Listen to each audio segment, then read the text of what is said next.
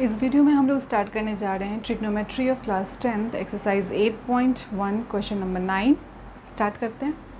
सो question हमें दे रखा है in triangle A B C right angle at B if tan a is 1/√3 find the value of.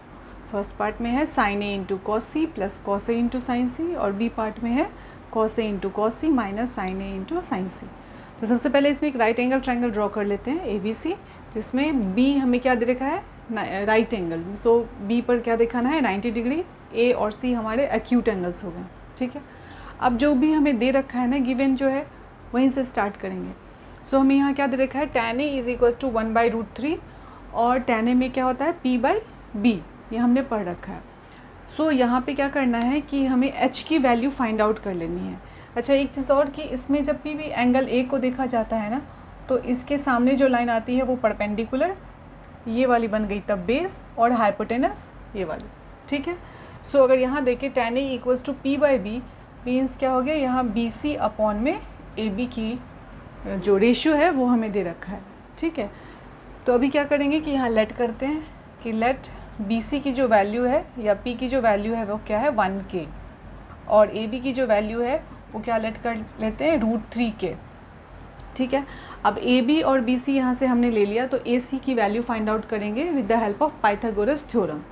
So h² equal p² plus b², और यहाँ पे h क्या है AC² equal AB² plus BC²।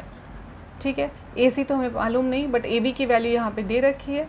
सो √3K का स्क्वायर प्लस 1K का square, इसको simplify करेंगे क्या मिलेगा 3K² plus 1K² that is 4K², और AC की वैल्यू यहाँ से हमने फाइंड आउट कर ली। 4K² का स्क्वायर रूट निकालेंगे तो क्या मिलेगा 2K। अब हमारे पास क्या हो गया कि तीनों ही साइड पता चल गया। यहाँ लिख लेते हैं हम AC 2K, ठीक है, BC 1K और AB क्या है √3K। ठीक है, ये तीनों वैल्यूज़ जो हैं हमने इस डायग्राम में लिख लिया।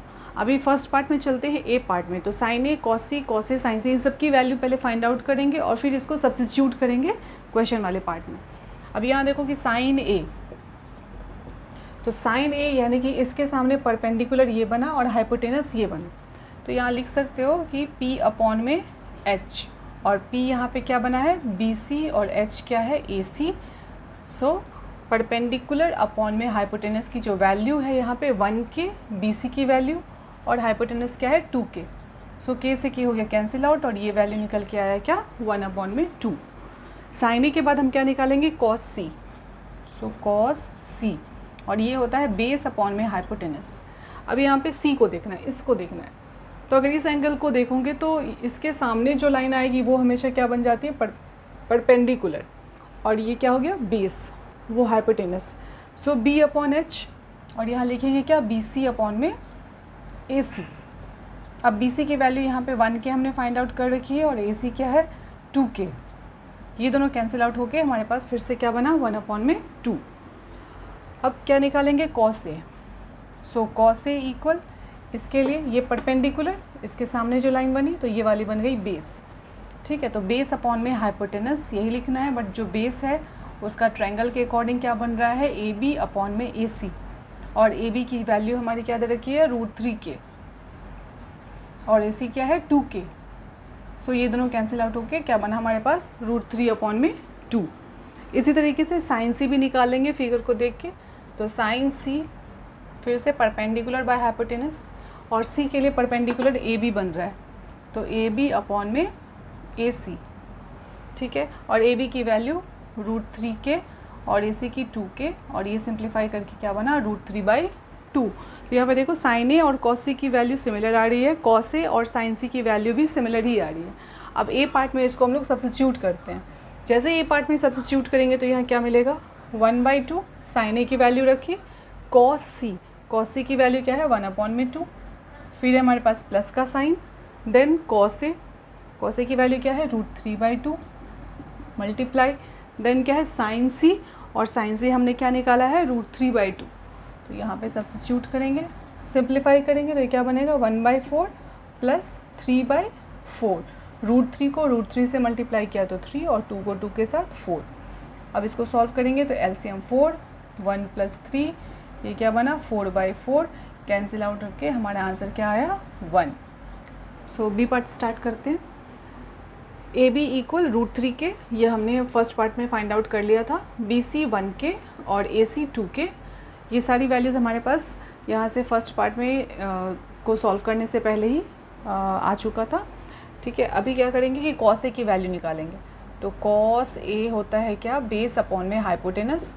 अब इस एंगल के लिए जो बेस बने, ये परपेंडिकुलर तो ये बना बेस, यानी ए बी अपॉन में ए सी, और ए बी की वैल्यू क्या है √3 के और ए सी क्या दे रखा है 2 के। तो ये कैंसिल आउट हो गया, हमारे पास क्या बना √3/2। फिर कॉस सी भी निकाल लेते हैं। सो कॉस सी, ये भी तो बेस अपॉन हाइपोटेनस ही होगा, बट एंगल सी के लिए परपेंडिकुलर ये है और बेस ये है। ठीक है, सो यहाँ पे क्या लिखेंगे बी सी अपॉन में ए सी। अब बी सी की जो वैल्यू है वही डालना है 1 के अपॉन में 2 के। ठीक है, ये सॉल्व करके क्या बन रहा है 1/2। अगेन साइन ए फाइंड आउट करते हैं। सो साइन ए क्या होता है परपेंडिकुलर अपॉन में हाइपोटेनस। तो ए के लिए परपेंडिकुलर कौन बन रहा है बी सी, और हाइपोटेनस कौन है ए सी, और बी सी की वैल्यू क्या है 1 के और ए सी क्या है 2 के। सॉल्व किए, ये क्या आया 1/2। अब यहाँ से निकालेंगे sine C. So sine C again perpendicular by hypotenuse, और साइन सी के लिए परपेंडिकुलर ये बन रही है, ठीक है, A B. So A B upon में ए सी। ए बी की वैल्यू क्या दे रखी है √3 के और ए सी क्या दे रखा है 2 के। ये कैंसिल आउट होके क्या बना √3/2। तो ये चारों वैल्यूज़ हमने फाइंड आउट कर लिया है। अब इसको बी पार्ट के अंदर रखना है। ठीक है, so therefore cos A into cos C minus sin A into sin सी। ठीक है, यहाँ भरते हैं। कॉस ए की वैल्यू जो भी दे रखी है वो रखेंगे √3/2 multiply by 1/2, then minus sin A कितना है 1/2 और साइन सी है √3/2। तो ये रिज़ल्ट क्या दे रहा है √3/4 माइनस √3/4। तो ये कैंसिल आउट करके हमारे आंसर क्या दे रहा है 0। सो क्वेश्चन नंबर 9 का ए और बी पार्ट कंप्लीट हुआ।